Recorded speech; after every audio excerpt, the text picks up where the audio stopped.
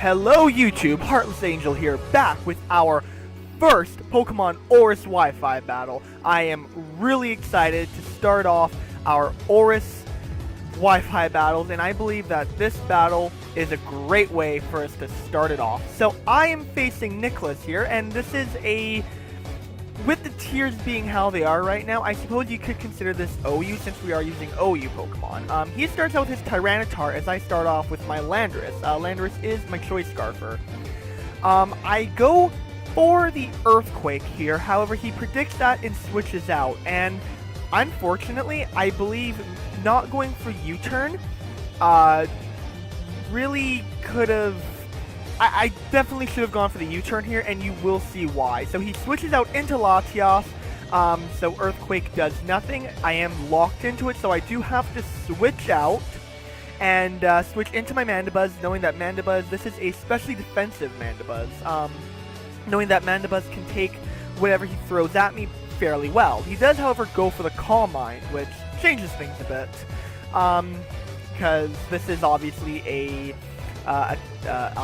offensive, Latias. He does go for the Draco Meteor, and that does do a decent chunk of damage on my Mandibuzz. However, like I said before, I am specially defensive, so I do survive with 19.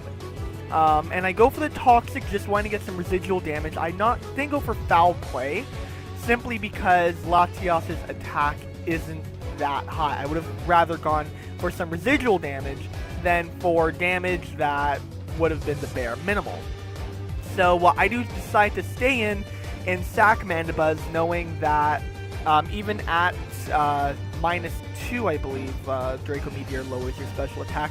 I don't really want anything to come in onto another Draco Meteor. So Mandibuzz does fall to the Draco, leaving his Latias really weakened, allowing me to come in with something and you know, hopefully revenge kill or at least force a switch out. He does take the Sandstorm and the Toxic damage, which is always great.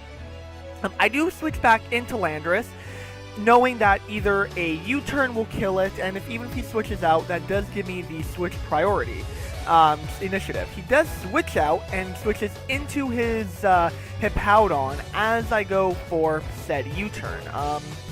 This is, I believe, from the damage I saw here, this is a, it's hard to say this is specially or defensive, specially or physically defensive, but I do go into Rotom knowing that this is my best bet at taking this Hippowdon, though. He does withdraw, though, as the Sandstorm peters out, and goes back into his Latias. This Latias, oh my god, this Latias caused me so much trouble. I do miss the Hydro Pump with this, and everything just adds up, I have to say, guys. Everything adds up with this Latias, and you will see why at the end. He does go for a Draco, and even unboosted, it will be enough to take out Rotom because he does get a crit. Whether the crit mattered or not, I'm not sure. I didn't do any damage count, so I can't say.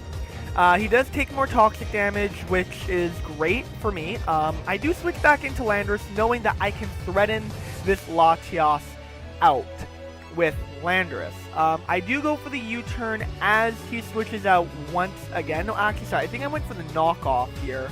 Now that I think about it. Give me 2 seconds, and he sets up his Sandstream. This is obviously a Sand team, in case you didn't notice. I do go for the knockoff here, alright. So I do go for the knockoff instead of the U-turn, and I do knock off the Soft Sand. I go for another knockoff, just trying to gauge what he wants to do. He does go for Rock Slide, making me wonder if he was actually even a defensive, with the item he was holding and the fact that he stayed in and took the second knockoff and kept going for Rock Slide instead of Slack Off. I think this may have actually been a offensive Hippowdon, because I get the third knockoff and the sand does fall. So I am thinking with the him holding the Soft Sand, he may not have been a defensive Rotom.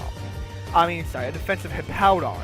He does bring in his Excadrill, and without the Mold Breaker, I can see he's probably running Sand Rush. I decide to switch out into my Hydreigon as he goes for the Rock Slide. It does do a decent amount, but actually not as much as I thought it would, especially after the Life Orb. The Sandstorm does once again peter out as he switches out and into his Tyranitar. I go for the Focus Blast, not even predicting the Tyranitar to come in, but just knowing that I can hit him for super effective damage with the Focus Blast. So the Focus Blast actually hits, and the Tyranitar goes down. This is a Life Orb Hydreigon, so this is a special sweeping set. His Tyranitar does go down, and I do take the Life Orb recoil as he brings in his Garchomp. Now, I did a really risky play here. I decided I wanted to safe switch in with Hydreigon's health as it was. I decided to sack it. However, instead of going for Dragon Claw, he's actually running the Dual Chop, which really surprised me. He missed, allowing me to land a Dragon Pulse on him and take his Garchomp out. The crit, I did land a crit, but I honestly don't think it mattered.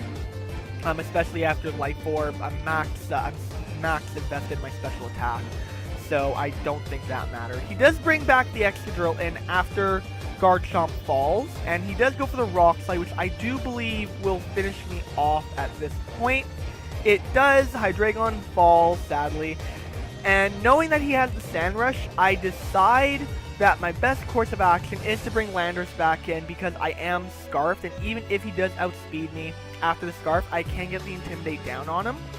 He does withdraw, however, as I believe, and he switches out into his Scizor as I go for another U-turn, predicting the, if he were to switch out, I was actually predicting Latias to come in, because of being immune to the Earthquake. However, he doesn't switch into Latias, he switches to Scizor as I go into Breloom.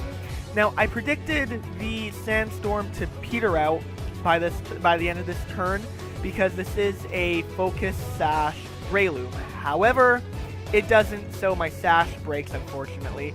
He actually did a really good predict here and predicted the Spore, so he switched back into Latias, and obviously with it being poisoned, I can't put it to sleep. I do switch out Breloom because this is Technician. I know a Mach Punch can do some serious damage on the Excadrill later on, so I don't want to lose it just yet. So I switch out into Lando as Death Fodder. Lando does fall to the Psychic. Would have been great if I had Hydreigon, because I'll say switch in, and I'm pretty sure Hydreigon outspeeds Latias, so that would have been good if I still had Hydreigon, but sadly I let it fall. I do bring in my Metagross. This is the pivot of the team, Mega Metagross. He switches out back into his Scizor as I Mega Evolve and go for the Ice Punch. No, sorry, actually I went for the Bullet Punch here. I'm kind of getting my plays confused. But I do go for the Bullet Punch, knowing that a Tough Claws Bullet Punch should be enough to take out his Latias. But he switches out into the Scizor. The Scizor takes nothing from the Bullet Punch. And wanting to take a look at what kind of set he was running and what damage I could do, I stay in as he Mega Evolves his Scizor. I did go for the Ice Punch because I thought maybe that would be my best bet. However, that does absolutely nothing. I thought that Steel was weak, Steel resisted Ice. He does go for the Bug Bite, which does a really decent amount. I decided to go for the Zen Headbutt, at least to have some stab onto these attacks. It does do a decent amount, more than Ice Punch did, which is good. He does go for another Bug Bite, and predicting him to just finish me off with the Bullet Punch, I decided to stay in and just go for another Zen Headbutt, but he actually goes for the Roost, which was a great play. He knew he could survive another Zen Headbutt and decided to take the opportunity to Roost up and then finish me off with the Bullet Punch after, which is exactly what he does. And unfortunately, Metagross goes down. And I am in a really, really huge bind here because all I have left is Breloom. So I decide to come in, I go for the Spore, and it lands. I'm actually surprised he didn't go for the Bullet Punch here. He must have gone for Bug Bite. So the Spore lands, allowing me to hit him with just Mach Punch after Mach Punch. I don't have anything else that can hit Scizor, really. So Mach Punch really is the only thing I could go for. So I do land a couple Mach Punches off while he's asleep, but then he does wake up after the second Mach Punch and goes for the Bug Bite. And surprisingly enough, I thought for sure I was going to die without my Sash. I survive. And I'm able to go for another Mach Punch and take this Scizor down. Now, right here, I'm feeling pretty confident. I don't know if I outspeed this Latias, but I'm hoping that I can take it out with a Mach Punch. However, it just barely survived. So if I had gone for U-turn that first turn, I would have won. So that was unfortunately game. It was a great game though, great way, even though it was a loss, a great way to start ORAS. If you liked this video, be sure to like and subscribe. If you want to follow me on Twitter, my Twitter link is in the description below. Have yourselves a good day, guys. This is Heartless Angel, signing off.